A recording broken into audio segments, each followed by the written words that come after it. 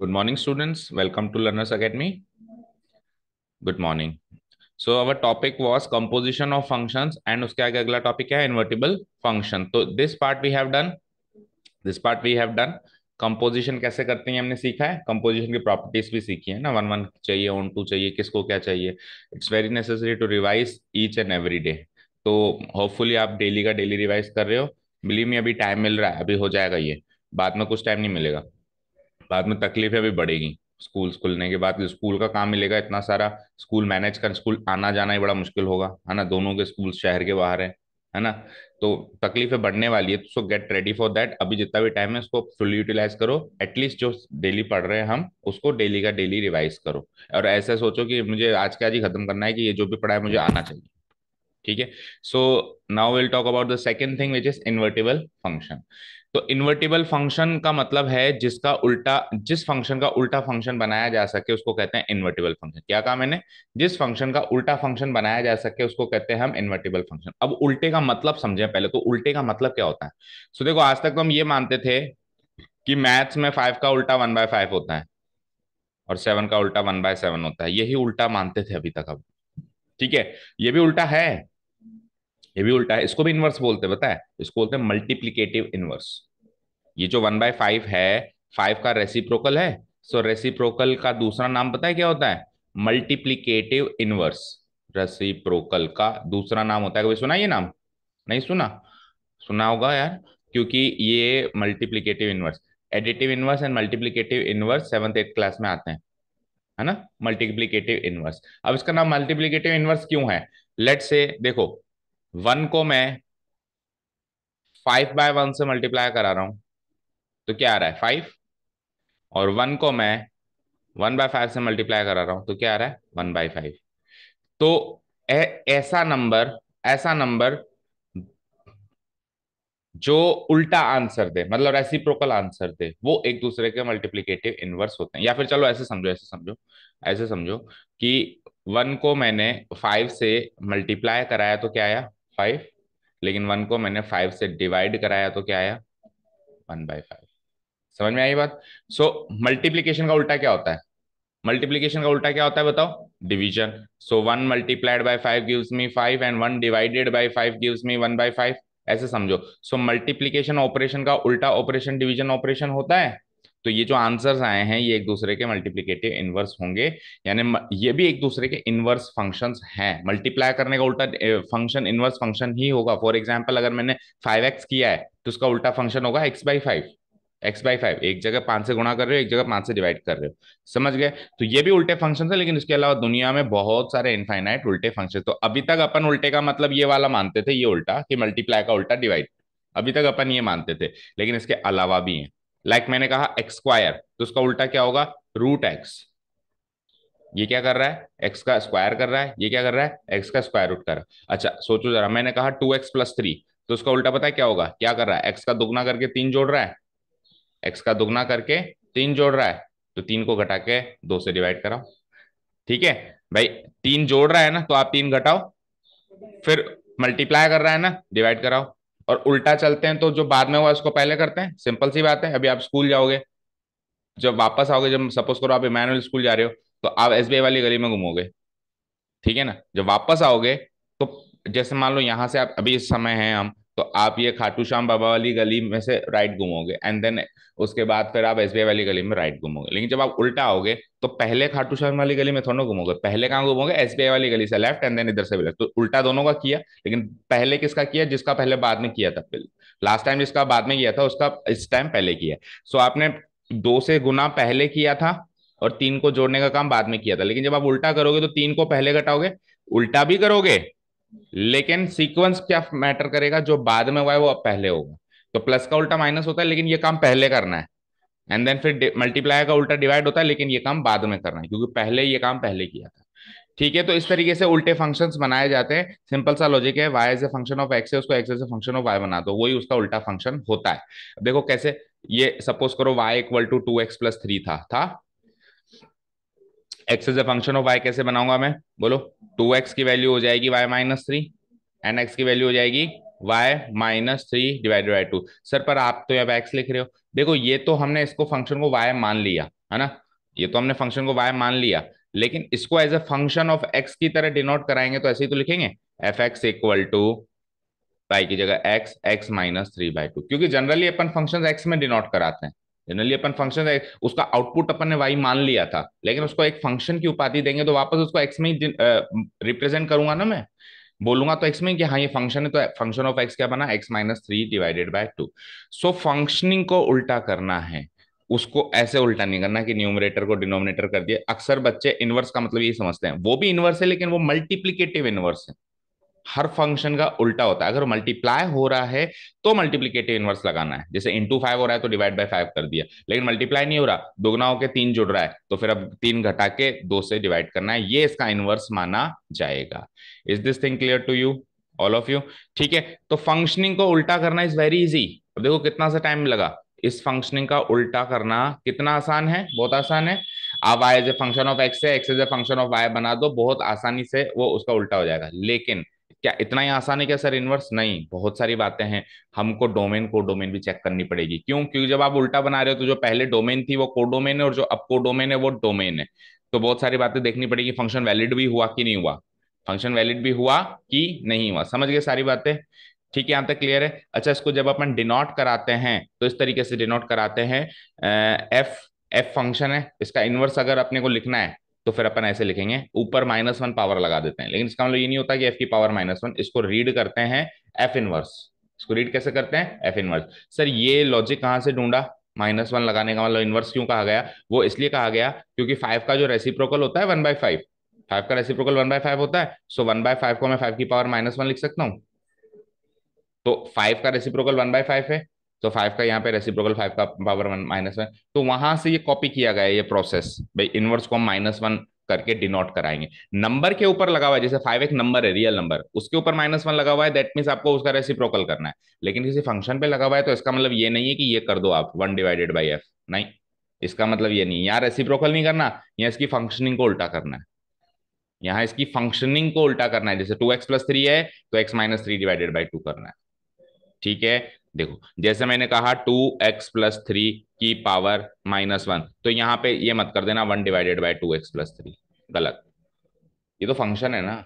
अगर कोई real number पे -1 पावर हो तो आप उसका रेसिप्रोकल कर दो, नो डाउट, क्योंकि वहां पे वो इनवर्स नहीं, वहां पे वो मल्टीप्लिकेटिव इनवर्स है। लेकिन किसी फंक्शन पे लगा हुआ है तो उसकी फंक्शनिंग को उल्टा करो, इसका आंसर आएगा, जब ये जो करके बताया x-3/2, इसका आंसर ये नहीं आएगा 1/2x + 3। समझ गए क्या सारी बातें? क्लियर है?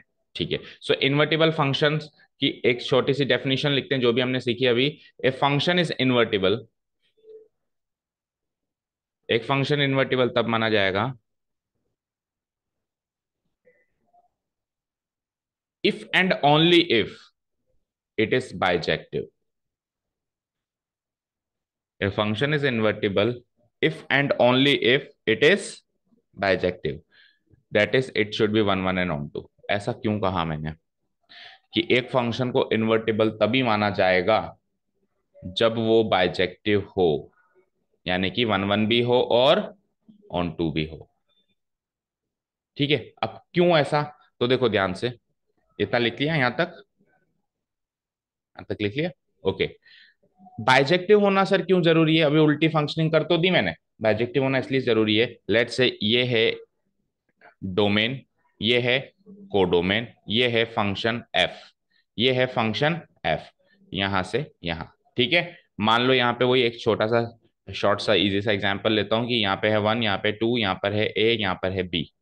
तो 1 सपोज करो ए से मैप हो रहा है और 2 सपोज करो बी से मैप हो रहा है। अब मान लो जी एक इन्वर्टिबल फंक्शन है, जो मान लो ये ए सेट था और ये बी सेट था, B to A डिफाइन है, लेट से ये B to A डिफाइन है, तो अगर 1 की मैपिंग ए से हो रही थी तो अब ए की मैपिंग 1 से हो जाएगी, और 2 की मैपिंग बी से हो रही थी तो बी की मैपिंग 2 से हो जाएगी, तो ये 1 1 ऑन 2 था ना, तो इन्वर्टिबल आसानी से बन गया। मान लो ये 1 1 ऑन 2 नहीं होता, लेट से 1 1 नहीं होता, लेट से 1 1 नहीं होता, तो क्या करते हैं, लेट से कि एक 3 एलिमेंट लगा के उसकी मैपिंग इससे कर देते। अब ये 1 1 नहीं है, अब आप उल्टा सोचो, तो बी की मैपिंग 3 से, बी की मैपिंग 2 से, तो उल्टा करते टाइम बी की मैपिंग दो लोगों से हो गई। सीधा करते टाइम तो यूं आ रहा था, लेकिन उल्टा करेंगे तो यूं हो जाएगा, यूं तो अलाउड ही नहीं है, यूं ही अलाउड है ओनली। सो ये फंक्शन ही वैलिड नहीं होगा, इसलिए इन्वर्टेबल नहीं हुआ। One one cancel, one one की प्रॉपर्टीज छोड़ते ही वो फंक्शन इन्वर्टेबल नहीं बन पाया। चलो अब ऑन टू की बात करते हैं। मान लो कि ऑन टू है ये फंक्शन, तो ऑन टू करने के लिए हमको एक सी एलिमेंट डालना पड़ेगा यहाँ पे। अब ये ऑन टू है। अब उल्टे की बात करते हैं। सो ए की मैपिंग 1 से, बी की मैपिंग 2 से, सी की कोई मैपिंग नहीं हुई। सो कोई एलिमेंट छूट भी तो नहीं सकता फंक्शन को वैलिड करने के लिए। सो उस कारण से भी ये इन्वर्टिबल फंक्शन नहीं हो पाया। तो इट इज क्लियर कि फंक्शन को इन्वर्टिबल बनाने के लिए, उल्टा मशीन फंक्शन बनाने के लिए, वन वन भी होना जरूरी है, ऑन टू भी होना जरूरी है। That means it should B bijective. अब वहां पे लिखा हुआ है इफ एंड ओनली इफ। इसका मतलब बताया मैंने शायद पहले, नहीं बताया? 11th क्लास में बताया था। देखो दो चीजें होती हैं, एक तो होता है इफ, एक होता है इफ एंड ओनली इफ। क्या डिफरेंस होता है दोनों में मैथमेटिकली? इफ को तो इफ ही लिखते हैं, और इफ एंड ओनली इफ को आई डबल एफ भी लिखते हैं, आई डबल एफ भी लिखते हैं। अच्छा, इस केस में मान लो केस नंबर 1 है, ये केस नंबर 2 है, क्या डिफरेंस है दोनों में? नहीं बता? देखो, हाँ बताओ। देखो जब मैं इफ लगाता हूं, तो यहां वाली बात से अगली वाली रिजल्ट कही जा सकती है। जैसे मैंने कहा, ए function is invertible if it is bijective. तो यानी कि अगर ये यहाँ पे बाइजेक्टिव है, तो इंप्लाय करेगा कि वो इन्वर्टिबल है। इंप्लाय करेगा मतलब उसका रिजल्ट निकल के आएगा कि वो इन्वर्टिबल है। इफ में तो क्या होता है, result to reason to result, statement उसका रिजल्ट। इसमें साइन भी कैसा लगता है, ऐसे इंप्लाइज का साइन लगता है। इफ एंड ओनली इफ में बताइए क्या होता है, इधर से इधर भी जा सकते हो और इधर से इधर भी आ सकते हो। दैट मीन्स इस ये वाला केस कौन सा होगा, कि अगर फंक्शन बाइजेक्टिव है तो नो डाउट वो इन्वर्टिबल है, उल्टा बनाया जा सकता है। लेकिन उल्टी बात भी कह सकते हो सर, अगर वो इन्वर्टिबल है दैट मीन्स वो बाइजेक्टिव रहा होगा। तो इसमें डबल इंप्लीकेशन साइन लगता है, ऐसा नहीं लगता है, ऐसा लगता है। डिफरेंस देखो दोनों के साइन का, उसमें सिंगल इंप्लीकेशन है, वन वे रोड है ये, और ये टू वे रोड है, इधर से इधर भी आ सकते हैं, इधर से इधर भी आ सकते हैं। तो किसी भी मैथमेटिकली किसी भी एक्सप्रेशन में इफ एंड ओनली इफ या फिर आई डबल एफ लिखा हो, दोनों का मतलब एक होता है। इसका मतलब मान लेना कि जो बात कही जा रही है वो इधर से इधर एंड वापस इधर से इधर भी कही जा सकती है। और केवल अगर इफ लगा हुआ है तो फिर दोबारा आप इधर से इधर नहीं आ सकते, फिर आप केवल इधर से इधर ही आ सकते हो। समझ गए? क्लियर है? सो वहां पे क्या लगा हुआ है, इफ लगा हुआ है या इफ एंड ओनली इफ लगा हुआ है? if and only if, that means अगर फंक्शन बाइजेक्टिव है so you can say it is invertible, and if function is invertible so you can say it is bijective। ये चीजें छोटी छोटी याद रखो, ये बहुत सारे प्रूफ्स को प्रूफ करने में काम आएगी। ठीक है, सो वी हैव, इसका रिजल्ट क्या है, इसका रिजल्ट जो भी मैंने बताया, F is invertible, double implied, double side implication, F is bijective. If and only if लगा हुआ है ना। अब तो सिंपल सी बात सोचो कि इफ लगा हुआ हो तो सिंगल साइड इंप्लीकेशन लगा दिया करो, और अगर आई डबल एफ लगा हो या इफ एंड ओनली इफ लगा हो तो डबल साइड इंप्लीकेशन लगा दिया करो। ओके, यहां तक क्लियर सारी बातें?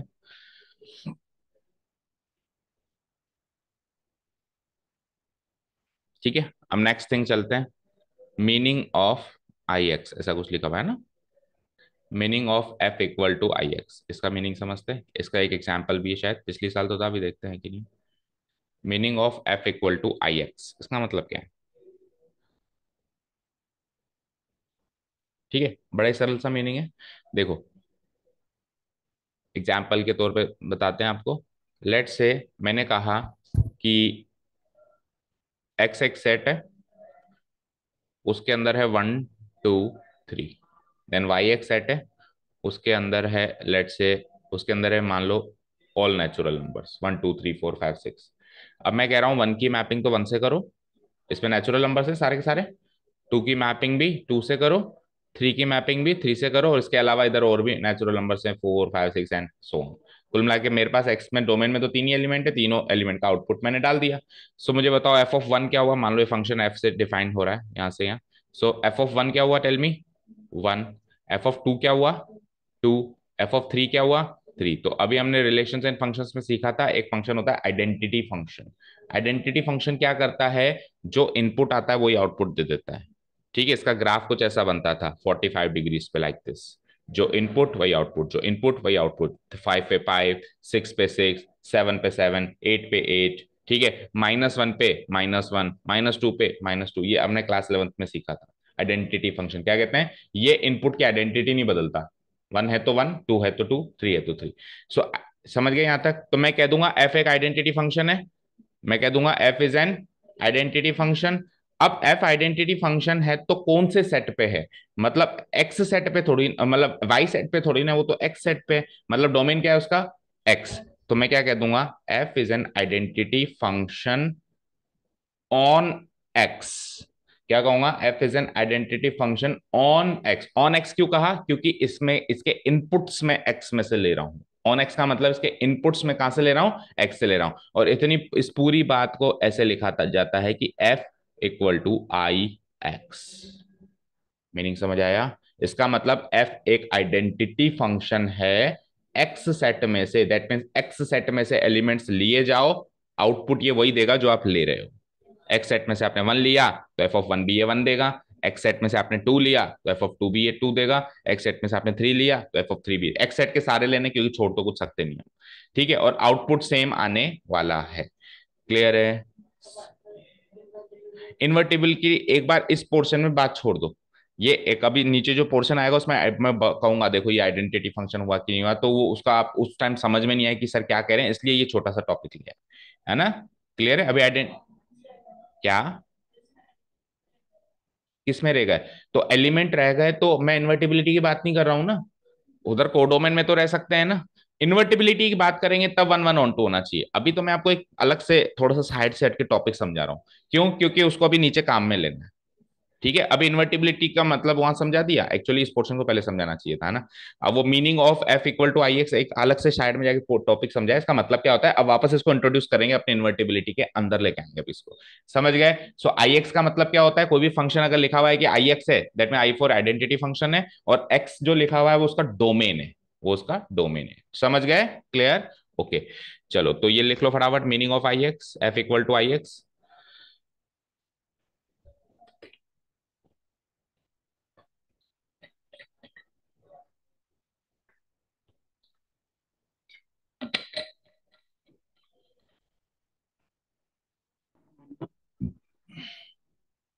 देखो क्या लिखा है कि f equal to I X simply means that f is an identity function on set x। इसका मतलब क्या हुआ सर? इसका मतलब ये हुआ कि एफ एक्स बराबर एक्स होगा, या सिंपली ऐसे भी लिख सकते हो y बराबर एक्स होगा। सिंपली ऐसे भी लिख सकते हो y बराबर एक्स होगा, जो x है वही y है। For all x belongs to set x, domain x। मतलब उस सेट x में से कोई भी ऐसा एलिमेंट छूटेगा नहीं जिसमें वो आइडेंटिटी की तरह काम ना करे। एक्स सेट में वन टू थ्री है तो वन टू थ्री के लिए आइडेंटिटी की तरह काम करेगा, फोर फाइव भी है तो फोर फाइव के लिए भी करेगा। फॉर ऑल लिख दिया ना? ठीक है। अगर एक एलिमेंट, एक भी एलिमेंट छूट गया जिसपे वो आइडेंटिटी की तरह काम नहीं कर रहा है, तो फिर आइडेंटिटी फंक्शन नहीं माना जाएगा। मान लो एफ ऑफ वन तो वन दे रहा है, एफ ऑफ टू तो टू दे रहा है, एफ ऑफ थ्री तो थ्री, लेकिन एफ ऑफ फोर फाइव दे रहा है, तो एक एलिमेंट के लिए इसने आइडेंटिटी की तरह काम नहीं किया, तो फिर उसको आइडेंटिटी फंक्शन नहीं कहा जाएगा। फॉर ऑल लिखा हुआ है, इस साइन का मतलब क्या होता है? For all X belongs to X, कोई भी एक्स उठाओ उसके लिए आइडेंटिटी की तरह ट्रीट होना चाहिए। चले नेक्स्ट आगे बढ़े। ओके, अब आप टॉपिक डालो। ये तो था जनरल इंट्रोडक्शन और एक छोटा सा टॉपिक। अब आप मेन टॉपिक स्टार्ट कर रहे हैं हम, invertibility and inverse of a function. Main topic अभी स्टार्ट हो रहा है, ठीक है? ठीक है, अब सुनो ध्यान से।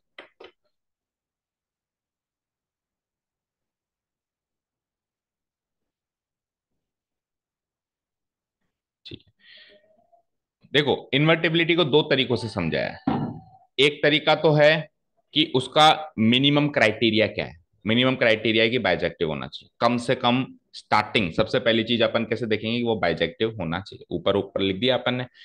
अब क्या सर बाइजेक्टिव हो गया तो हो गया क्या काम? एक्चुअली काम तो हो गया है, पर फिर भी एक्सेप्शंस आ जाते हैं ना। तो अब इन्वर्टिबिलिटी को दूसरे अप्रोच से समझो। एक फंक्शन इन्वर्टिबल तब होगा जब दुनिया में एक ऐसा दूसरा फंक्शन मौजूद है।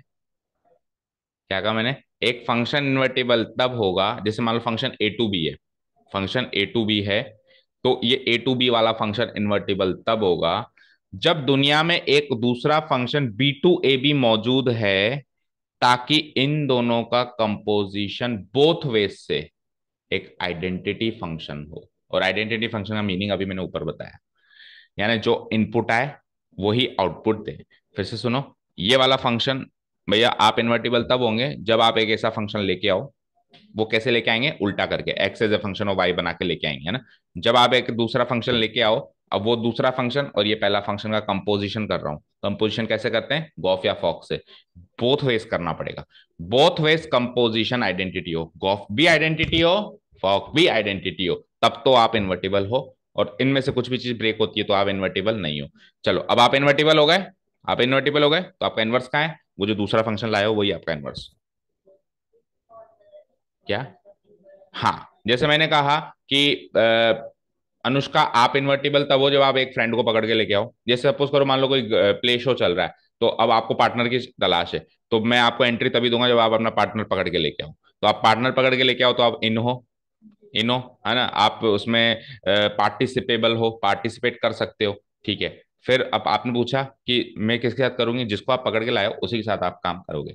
तो इस फंक्शन ने कहा कि मैं इन्वर्टिबल, मैंने कहा कि इन्वर्टिबल है, तो मैंने इसको एक क्राइटेरिया दिया कि एक फंक्शन पकड़ के ला तू, और ऐसा पकड़ के लाना ताकि उससे तेरा कंपोजिशन किया जाए। इसने कहा कि कंपोजिशन तो सर दो तरीके से करते हैं, गॉफ या फॉग। मैंने कहा दोनों तरीके से करेगा, और दोनों तरीके से कंपोजिशन करने के बाद वो जो आंसर आया, फंक्शन बना, वो फंक्शन एक आइडेंटिटी फंक्शन होना चाहिए, तब जाके तेरे को इन्वर्टिबल मानूंगा मैं। ठीक है, फिर इसने कहा ठीक है चलो मैं इन्वर्टिबल बन गया। हाँ, इसने करके देख लिया वो एक्सपेरिमेंट को, ऑफ ऑफ करके देख लिया आइडेंटिटी आ रहा है, इसने कहा कि हाँ सर आइडेंटिटी आ रहा है, मैं अब मैं इन्वर्टिबल हूँ, यस यू आर इन्वर्टिबल। तो मेरा इनवर्स फंक्शन का है, इन्वर्टिबल का मतलब जिसका उल्टा बनाया जा सके, है ना। तो ये कहेगा मैं उल्टा बनाने योग्य हूँ, इन्वर्टिबल मतलब मेरा उल्टा बन सकता है। बन सकता है तो कहाँ है मेरा उल्टा, जो तू पकड़ के लाया है ना फंक्शन, वही तेरा इनवर्स है। एक्चुअली दोनों इन्वर्टिबल हो अब आप, और दोनों एक दूसरे के इनवर्स फंक्शंस हो। समझ आया। ठीक है, अब ऐसा क्यों किया, कंपोजिशन अम्पोजिशन ऐसा क्यों किया। तो सुनो, अब वापस चलते हैं आटे और चक्की पे, वापस चलते हैं आटे और चक्की पे। लेट्स से एक मशीन है, क्या करती है, गेहूं को आटा बनाती है। ठीक है, अब इस मशीन ने मुझसे पूछा कि क्या मैं इन्वर्टिबल हूं। तो मैंने कहा एक ऐसी मशीन पकड़ के ला जो जो तेरे साथ कंपोजिशन करके आइडेंटिटी देती हो। तो उसने क्या कहा, यार मेरे साथ कंपोजिशन करके आइडेंटिटी देने वाली मशीन चाहिए, तो मैं एक ऐसी मशीन पकड़ लेती हूँ जो उल्टा काम करती हो, या एक आटे को गेहूं बनाती हो। अब ये गेहूं को आटा बनाती है, ये आटे को गेहूं बनाती है, दोनों का कर रहे हैं कंपोजिशन। तो कंपोजिशन गॉफ से कर रहे हैं, गॉफ से करेंगे तो पहले इसकी प्रोसेसिंग बाद में इसकी प्रोसेसिंग, और फॉक से करेंगे तो पहले इसकी प्रोसेसिंग आगे। अब गॉफ करते हैं ना, गॉफ फंक्शन क्या करेगा, पहले इसकी प्रोसेसिंग। क्या है मेरे हाथ में अभी, गेहूं डाला मैंने, क्या मिला, आटा। अब ये आटा उसके लिए इनपुट बनेगा, कंपोजिशन ऐसे करते हैं, वो क्या करती है, आटे को गेहूं बनाती है। तो आटा उसमें डाला, क्या मिला, गेहूं। स्टार्ट कहां से किया था, खत्म कहां पे किया, तो आइडेंटिटी हुआ, एक्स डाला तो एक्स ही मिला, तो गेहूं डाला तो गेहूं ही मिला। एक जो कंपोजिशन मशीन, जो तीसरी मशीन होगी, उसमें तो अंदर क्या हुआ पता नहीं है ना, मैंने तो पहले तो गेहूं ही डाला था, और उसने अंदर से अंदर दो बार प्रोसेसिंग करके लास्ट में गेहूं ही निकाला। So it is an identity function, है ना। तो गॉफ तो आइडेंटिटी हुआ। चलो अब फॉक ट्राई करते हैं, फॉक मतलब पहले ये फिर ये। तो ये क्या करता है, आटे से गेहूं बनाता है, तो इसके लिए पहला इनपुट क्या है, आटा। आटा डाला, गेहूं निकला। अब फिर ये गेहूं इसके लिए इनपुट है, ये गेहूं को आटा बनाती है, गेहूं डाला, आटा निकला। तो उल्टे चले तो स्टार्ट हमने आटे से किया था और खत्म भी हमने आटे आटे पे किया, तो फॉक भी आइडेंटिटी बना। सो ये दो फंक्शन का कंपोजिशन आइडेंटिटी फंक्शन बनाता है। तो आप दोनों इन्वर्टिबल हो, और आप ही एक दूसरे के इनवर्स हो। समझ आया, अच्छे से समझ आया। ठीक है, अब पढ़ते हैं इसकी कहानी। A function F which is mapped from A to B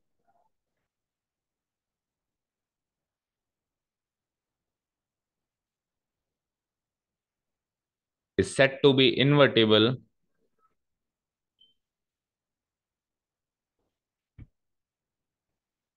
सवाल ये हो कि सर वो दूसरा फंक्शन कहां से पकड़ के लाएं, तो वो हिंट दे दिया है, X as a function of Y बना देना, वही वो दूसरा फंक्शन होगा जिसको पकड़ के लाना है, और फिर ये सारी चीज चेक करनी। ठीक है, if there exist an another function G which is mapped from B to A. अच्छा, जो दूसरा फंक्शन आप पकड़ के ला रहे हो उसकी कोडोमेन इस फंक्शन की कोडोमेन से उल्टी होनी चाहिए, ऐसे नहीं किसी को पकड़ ला है, फंक्शनिंग को उल्टा करने वाला भी फंक्शन चाहिए, और उसकी डोमेन कोडोमेन, जैसे वो ए टू बी था तो ये कैसे होगा, बी टू ए। तो अगर ऐसे दूसरा फंक्शन मौजूद है जिसकी मैपिंग बी टू ए हो रही है, सच दैट सच दैट इनका कॉम्पोजिशन बनाया जाए गॉफ या फिर फॉग, तो वो आइडेंटिटी फंक्शन बने। अब देखो यहाँ पे ए लिखा है, यहाँ पे बी लिखा है, क्यों, क्योंकि गॉफ का डोमेन तो ए होगा, गॉफ अभी जब मैं बनाया था तो उसका डोमेन ये था ए, और जब मैंने फॉग बनाया तो उसमें तो सबसे पहले आटा डलेगा ना, उसका डोमेन था बी। और नीचे हम जो टेल में लगाते हैं, टेल में क्या लगाते हैं, इनके डोमेन लगाते हैं, है ना। जैसे आई एक्स अभी बताया मैंने, तो एक्स क्या होता है, डोमेन। सो गॉफ तो आइडेंटिटी फंक्शन बने डोमेन ए पर, और फॉग भी आइडेंटिटी फंक्शन बने डोमेन बी पर। और आपको मैंने बताया था कंपोजिशन में ये जो ए जो डोमेन होता है, गॉफ का डोमेन होता है, वो वही होता है जो एफ का डोमेन होता है। और फॉग में फॉग कंपोजिशन में फॉग फंक्शन का डोमेन वही होगा जो जी का डोमेन होगा। तो एफ का डोमेन ए था और जी का डोमेन बी था, G B to A defined है ना, चेक करो, तो उसका डोमेन कौन है, बी। तो फॉग तो आई बी बने और गॉफ आई ए बने। अब अभी आप समझ नहीं पाते आई ए आई बी क्या है, इसलिए इसको मीनिंगलाइज पहले साइड में हट के आपको समझा दिया गया। Okay, and in that case, और अगर ऐसा हो जाए तो वो इन्वर्टिबल तो हो गया, मतलब इस लाइन तक वो इन्वर्टिबल तो हो गया। और अगर वो इन्वर्टिबल हो गया तो उस केस में वो जो जी फंक्शन ढूंढ के लाए हो वही एफ का इनवर्स है। And in that case the function G is called the inverse of the function F, and it is denoted by F inverse equal to G. ये हो गया इसका नोटेशन।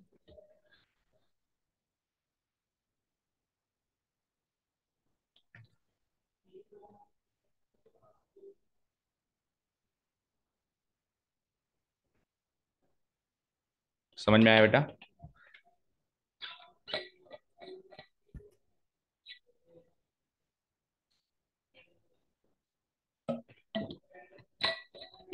ठीक है, अब सुनो ध्यान, यहां तक क्लियर है? अब एक फंक्शन है, उसको उसकी इन्वर्टिबिलिटी क्या है, उसके इनवर्स फंक्शन की बात करनी है, तो आप एक दूसरा फंक्शन पकड़ के ला रहे हो और ये सब चेक कर रहे हो, गॉफ फॉक क्या होना चाहिए, आइडेंटिटी होना चाहिए। अब मैं अब ये तो आपने जी और एफ का कंपोजिशन क्यों किया, क्योंकि आपको एफ की इन्वर्टिबिलिटी चाहिए या उसके इनवर्स चाहिए, ठीक है। इसलिए आपने जी और एफ का क्या किया, कॉम्पोजिशन किया। ठीक है, आपके पास ओरिजिनली तो एक ही फंक्शन था ना, ये तो आपने दूसरा फंक्शन बनाया और फिर उसका कंपोजिशन किया। लेकिन ऑलरेडी एक कंपोजिट फंक्शन है, उसका इनवर्स क्या होता है, ये तो एफ का इनवर्स सिंगल फंक्शन था एफ, है ना, उसको उसका इनवर्स करने के लिए एक जी बनाया गया और फिर कंपोजिशन किया गया। मैंने कहा अब ऑलरेडी एफ नहीं है, अब ऑलरेडी ही गॉफ है, मतलब ऑलरेडी हाथ में एक कंपोजिट फंक्शन है, ऑलरेडी हाथ में क्या है, एक कंपोजिट फंक्शन है। इस कंपोजिट फंक्शन गॉफ का उल्टा क्या होगा? सो 99% बच्चे कहते हैं कि सर गॉफ का उल्टा फॉग होगा, जो कि हो जाता है रॉन्ग। गॉफ का उल्टा फॉग, मतलब उल्टे का मतलब इनवर्स, गॉफ फंक्शन की जो इनवर्स फंक्शन है वो फॉग होगा, बट ये हो जाएगा रॉन्ग। ठीक है, एक एग्जांपल से समझे इसको, देखते हैं। एक ऑलरेडी मेरे पास गॉफ फंक्शन है। अब ऑलरेडी अगर मेरे पास गॉफ फंक्शन है तो उसमें जी क्या करता है, एफ क्या करता है, वो बताना पड़ेगा। ठीक है, सो वही ले लेते हैं हमारा क्लासिक एग्जांपल। जी एफ पहले करेंगे, जो बाद में होता है पहले करेंगे। सो लेट से कि एफ फंक्शन क्या करता है, एफ फंक्शन क्या करता है, मान लो ये है एफ फंक्शन, ये क्या करता है, वीट को फ्लोर में चेंज करता है, वही हमारा क्लासिक एग्जांपल। ओके, ठीक है। और जी फंक्शन क्या करता है, फ्लोर को रोटी में चेंज करता है, फ्लोर को रोटी में चेंज करता है। तो हमारा जो गॉफ फंक्शन होगा वो क्या करेगा, वीट को डायरेक्ट रोटी बनाएगा, टेल मी, वीट को डायरेक्ट रोटी बनाएगा। तो जो इसका इनवर्स होगा, जो हमको लग रहा है फॉग होगा, अभी होगा क्या वो पता नहीं है, लेकिन इसका जो भी इनवर्स होगा वो रोटी से वीट बनाएगा, वो रोटी से वीट बनाएगा नहीं बनाएगा। अब अगर आपने इसका उल्टा फॉग मान लिया लेट से, तो फॉग को एक बार अप्लाई करके देखते हैं। फॉग का मतलब क्या हो जाएगा, एफ ऑफ जी, और जी किस पे लगेगा, जी का जो भी डोमेन था, जी का डोमेन क्या था, फ्लोर, जी का डोमेन क्या था बताओ मुझे, फ्लोर, तो जी फ्लोर पे ही लग सकता है ना, जी रोटी पे तो लग ही नहीं सकता क्योंकि रोटी तो जी का को डोमेन है। सो जी किस पे लगा, फ्लोर पे लगा, ऐसे ही करोगे। ठीक है, अब फ्लोर पे जब जी लगा तो रोटी मिली, फ्लोर पे जब जी फंक्शन लगा तो क्या मिली, रोटी। सो एफ फंक्शन अब किस पे लगेगा, इसका आंसर रोटी आ गया। तो एफ फंक्शन किस पे लगेगा, रोटी पे। क्या एफ फंक्शन रोटी पे लग सकता है, एफ तो वीट पे लगता था, तो कुछ मिला ही नहीं, कुछ मिला ही नहीं। जबकि गॉफ का उल्टा अगर फॉग होता तो इसका आंसर वीट मिलना चाहिए था।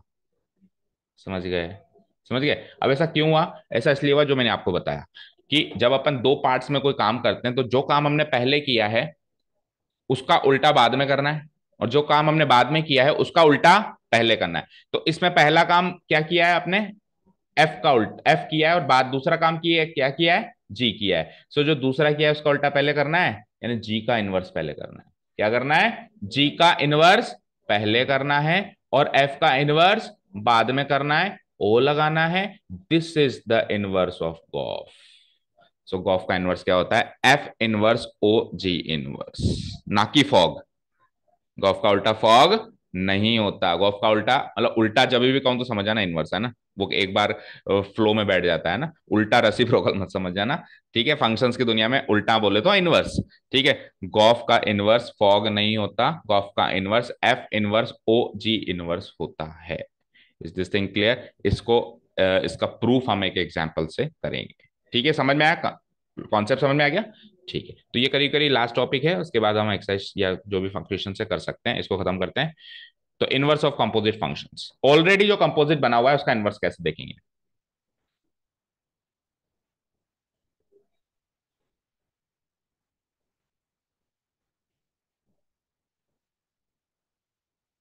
तो डू वन थिंग, इसके नोट्स तो आप वीडियो से नोट करना, इस टॉपिक को मैं समझा देता हूँ ताकि खत्म हो जाए कुल मिला के, है ना। कल तक कैरी फॉरवर्ड ना हो, तो फिर 8 बजे क्लास है दूसरे, ठीक है। सो एक बार रीड आउट करते हैं क्या कह रहा है। ये क्या कह रहा है कि एफ एक फंक्शन है जो ए टू बी डिफाइन है, जी एक फंक्शन है जो बी टू सी डिफाइन है। तो उनका कंपोजिशन जो होगा वो फॉक तो हो ही नहीं सकता, गॉफ ही हो सकता है। हर बार दोनों डिफाइन ही होता है। अच्छा, कैसे पता लगाते हैं कि गॉफ होगा या फॉक होगा? देखो, गॉफ तब होगा, गॉफ तब होगा जब जी की डोमेन कॉमन हो। जी की डोमेन क्या है, बी, वो कॉमन है ना दोनों में, चेक करो। और फॉग तब होगा जब एफ की डोमेन कॉमन हो। पहले वाले की डोमेन कॉमन होनी चाहिए। तो आपने ये देखा कि बी कॉमन है, बी किसकी डोमेन है, एफ की या जी की, जी की। सो यहां से गॉफ ही बन सकता है, यहां से फॉग नहीं बन सकता। So the composition of the two functions will be gof. हाँ, फॉग होता तो कुछ ऐसे होता, फॉग होता तो देखो ऐसे होता, एफ ओ जी। तो एफ की डोमेन कॉमन होती तो एफ तो डिफाइन होता बी टू सी, एफ तो डिफाइन होता बी टू सी, ठीक है। और जी डिफाइन होता ए टू बी, ठीक है। अब ये बी से बी कॉमन, अब ये बी से बी कॉमन, तो ये बी जो एक की डोमेन होनी चाहिए वो दूसरे की कोडोमेन होनी चाहिए। सो एफ की तो डोमेन है और जी की कोडोमेन है ना। तो डोमेन किसकी है, एफ की। तो फिर ये फंक्शन का कंपोजिशन फॉक से बनता। क्लियर है? तो अभी अपन ने मैपिंग ऐसे करी है, उस हिसाब से इनका कंपोजिशन जो वैलिड है वो है गॉफ, जो कि कहां से कहां चलेगा, ए टू सी चलेगा। डन, यहां तो कोई डाउट नहीं है। अब सवाल ये है what is the inverse of this Gauff.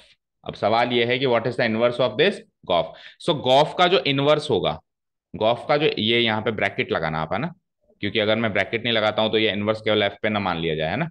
ठीक है, बस लगा देना, ये लगा हुआ नहीं है।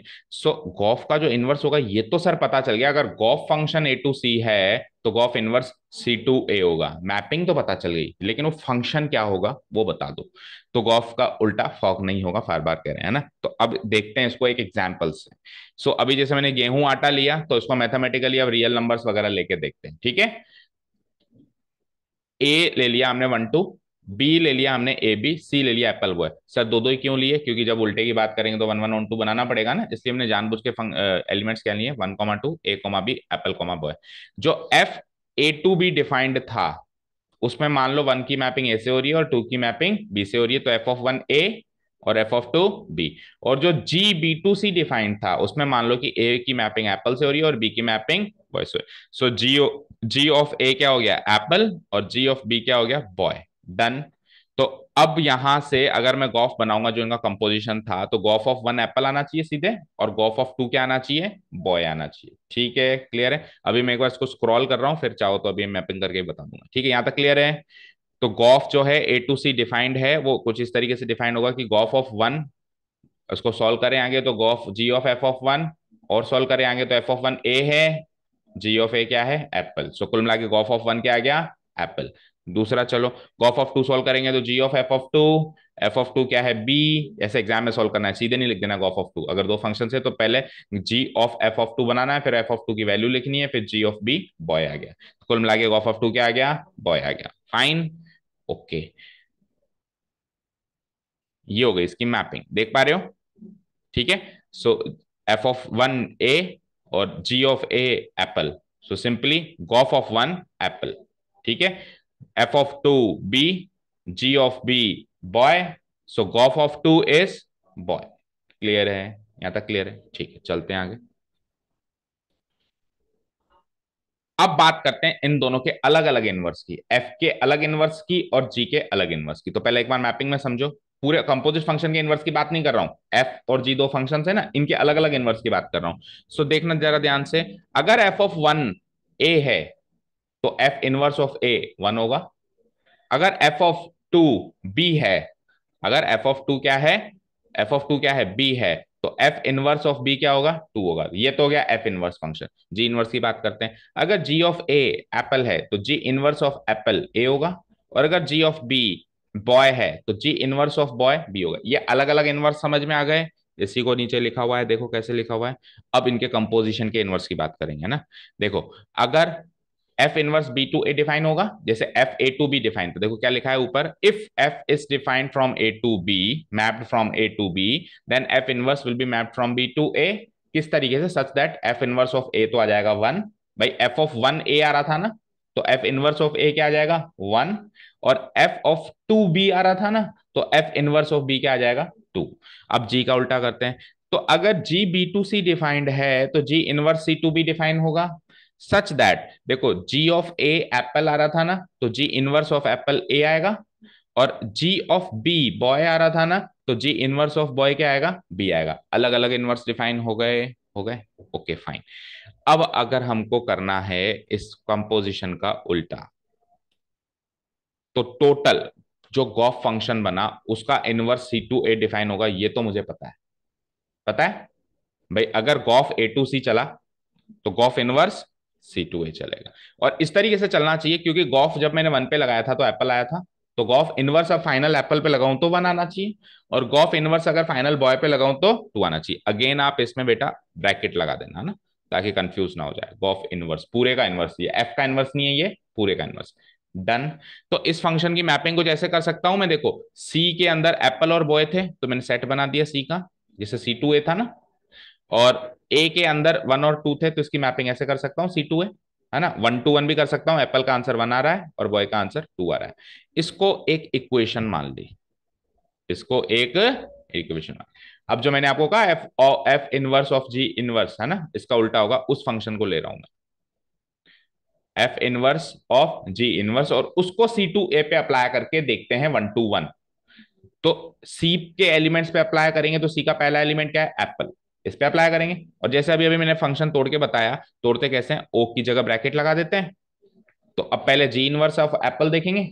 So G of A Apple था, तो G inverse of apple A होगा। देखो जी ऑफ ए क्या था, एप्पल, ऊपर लिखा भी तो है, जी का अलग से इन्वर्स करके बताया मैंने, जी के दोनों एलिमेंट्स का अलग से इन्वर्स करके बताया। तो जी ऑफ ए एप्पल था, तो जी इनवर्स ऑफ एप्पल क्या आ जाएगा, इसकी जगह ए लिख सकता हूं, लिख सकता हूं। ठीक है, फिर एफ ऑफ वन अगर ए था तो F inverse of A one आएगा, तो एफ इनवर्स ऑफ ए क्या आ जाएगा, वन। तो कुल मिला के F inverse of G inverse of apple क्या आ जाएगा, वन आ जाएगा। समझ आया? क्लियर है? देखो नीचे, एफ इनवर्स ऑफ ए और फाइनली आ गया one. So F inverse of G inverse of apple क्या आ गया, वन। अब दूसरे एलिमेंट पे अप्लाई करें, सी में दो एलिमेंट थे ना, तो सिंपली यहाँ पे मैं दूसरे एलिमेंट में बॉय लगा दूंगा, क्योंकि सी का दूसरा एलिमेंट क्या है, बॉय। तो बॉय लगा दूंगा, तो अब पहले तो जी इनवर्स ऑफ बॉय देखना पड़ेगा। तो जी ऑफ बी जो था वो बॉय था, तो G inverse of boy B होगा। अब एफ इनवर्स ऑफ बी की बारी आ गई। So F of two B था, तो F inverse of B two हो जाएगा।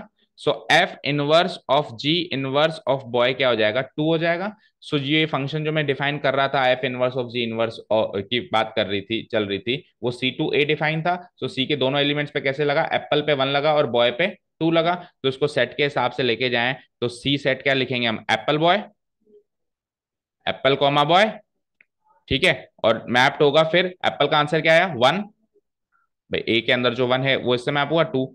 तो ऊपर जो हमने गॉफ इनवर्स की बात करी थी, gof whole inverse equation one बनाई थी, वो भी तो कुछ ऐसे ही चल रहा था, apple boy two one two, और ये भी चला एप्पल, दैट मीन्स वो दोनों फंक्शन सेम है। Gof whole inverse equal to F inverse of G inverse बना।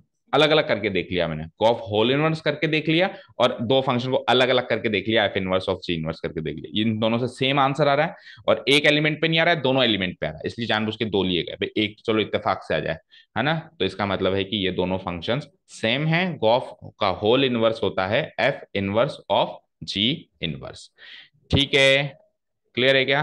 देखो इसके बाद फिर हमने क्या किया, F inverse of G inverse को total as a function define किया सी टू ए, तो इक्वेशन टू बनाई। So from one and two मैंने देखा कि फंक्शन ये सेम बन रहा है, apple boy two one two बन रहा है, और वो जो गॉफ बन रहा था, गॉफ का होल इनवर्स बना था, वो भी apple boy two one, that means ये दोनों फंक्शन सेम है।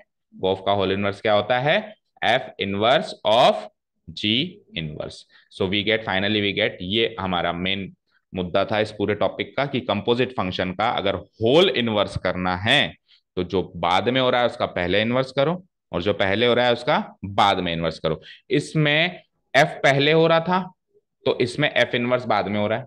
जो ज्यादा राइट साइड में वो फंक्शन पहले होता है, भाई गॉफ का मतलब क्या होता है, टेल मी। जी, जैसे गॉफ ऑफ एक्स करूंगा तो इसका मतलब क्या होगा, जी ऑफ एफ ऑफ एक्स, तो पहले एफ लगेगा ना, बाद में जी लगेगा। तो जो राइट साइड में वो पहले लगता है, जो लेफ्ट साइड में वो बाद में लगता है। तो अगर आपको गॉफ का होल इनवर्स करना है तो एफ पहले लगा था ना, तो इसका इनवर्स बाद में लग रहा है, और जी बाद में लगा था ना, तो उसका इनवर्स पहले लग रहा है, राइट साइड वाला पहले लगता है। या फिर आप ऐसे करो, राइट लेफ्ट करना है ऐसे मान लो, और ये याद रखो कि जो राइट साइड में वो फंक्शन पहले लगता है, तो जी इनवर्स पहले लगेगा क्योंकि जी ओरिजिनली बाद में लगा था, और एफ इनवर्स बाद में लगेगा क्योंकि एफ ओरिजिनली, सिंपल सी बात है, यहां से श्याम बाबा वाली गली में से राइट घूमेंगे और फिर एसबीआई वाली गली में राइट घूमेंगे, उल्टा आएंगे तो पहले उल्टा तो आना है, राइट का लेफ्ट तो करना है भाई, एफ का एफ इनवर्स और जी का जी इनवर्स तो करना है, राइट का लेफ्ट तो करना है दोनों जगह पे। लेकिन पहले किसका लेफ्ट करना है, पहले इसका लेफ्ट कर सकते हो क्या, नहीं, पहले अब एसबीआई वाली गली से लेफ्ट एंड देन फिर इस वाली गली से लेफ्ट। तो जो काम हमने बाद में किया उसका उल्टा पहले करना है। क्लियर है क्या, सारी बात क्लियर है। ठीक है, इस एग्जाम्पल में अगर मैं गॉफ का उल्टा फॉग बनाने की कोशिश करूं, देखो एक बार देख लूं मैं टॉपिक खत्म हो गया क्या, उसके बाद फिर डिस्कस करें, नहीं तो चलो दैट्स इट। सो यहाँ पे आपका चैप्टर के सारे नोट्स मैंने स्क्रॉल किया धीरे धीरे, ये एक कंपोजिट फंक्शन के आप नोट्स नोट डाउन कर लीजिएगा।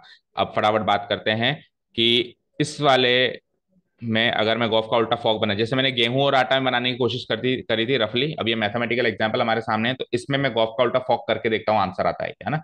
सो फटाफट बताओ, ए सेट में क्या था, वन टू, ये रफ है मतलब आपके समझ के लिए, है ना। बी में क्या था बोलो, ए बी, एंड सी में क्या था बोलो, एप्पल एंड बॉय। ठीक है, okay, tell me, one will be map to A will be map to apple, two will be map to B and B will be map to boy, right. ये क्या था, F from A to B, और ये क्या था, G from B to C. So gof जो होगा, तो मुझे बताओ यहाँ पे फटाफट बताते जाना, एफ ऑफ वन क्या है, tell me, F of one क्या है, A, fine, sorry F of one है ए, तो इससे पता चलता है कि एफ इनवर्स ऑफ ए क्या होगा, वन होगा, पता चलता है। चलो फिर से बताओ, एफ ऑफ टू क्या है, एफ ऑफ टू बी, है ना, तो इससे पता चलता है कि एफ इनवर्स ऑफ बी क्या होगा, भाई इसी फंक्शन का उल्टा किया तो टू मिलेगा। ठीक है, ये हो गई इधर की कहानी, इधर आओ, जी ऑफ वन, जी ऑफ ए, जी ए पे लगता है, जी वन पे नहीं लगता है, डोमेन से लेना पड़ेगा एलिमेंट, जी फंक्शन की डोमेन है ही नहीं गेहूं, आप कैसे गेहूं डाल रहे हो, मशीन गेहूं लेती नहीं है, वो तो क्या लेती है, वीट लेती है और रोटी बनाती है। So G of A equal to apple, so इसका उल्टा बनाने गया मैं, so G inverse of apple क्या बनेगा, A, very good. And similarly G of B क्या है बोलो, बॉय, ठीक है, so G inverse of boy क्या बनेगा, बी। कोई डाउट नहीं आता, कोई डाउट नहीं। अब इनका कंपोजिशन कर रहा हूँ, गॉफ भी कर रहा हूँ फॉक भी कर रहा हूँ, ध्यान से देखना, गॉफ भी कर रहा हूँ और फॉक भी कर रहा हूँ। तो गॉफ जब मैं करूंगा तो गॉफ किस किस पे लग सकता है, वन और टू पे, क्योंकि ए टू सी डिफाइन है। सो गॉफ ऑफ वन क्या होगा, बीच को अगर मैं हटा दूं तो वन टू एप्पल, ठीक है, एंड गॉफ ऑफ टू बोलो, गॉफ ऑफ टू बोलो, ठीक है, तो यहां से इसका इनवर्स निकालो। सो गॉफ का होल इनवर्स, मतलब गॉफ ऐसे मशीन का होल इनवर्स ऑफ एप्पल पे लगेगा, अब ये, अब किस पे लगेगा ये, एप्पल पे, और आंसर क्या आएगा, वन। और गॉफ होल इनवर्स किस पे, बॉय पे लगाएं, तो आंसर क्या लगेगा, टू। ठीक है, तो अब सुनना ध्यान से जो मैं कह रहा हूं, अगर वाकई में गॉफ का इनवर्स फॉग होता तो फिर फॉग ऑफ एप्पल वन आता, क्योंकि गॉफ इनवर्स ऑफ एप्पल तो बना रहा है।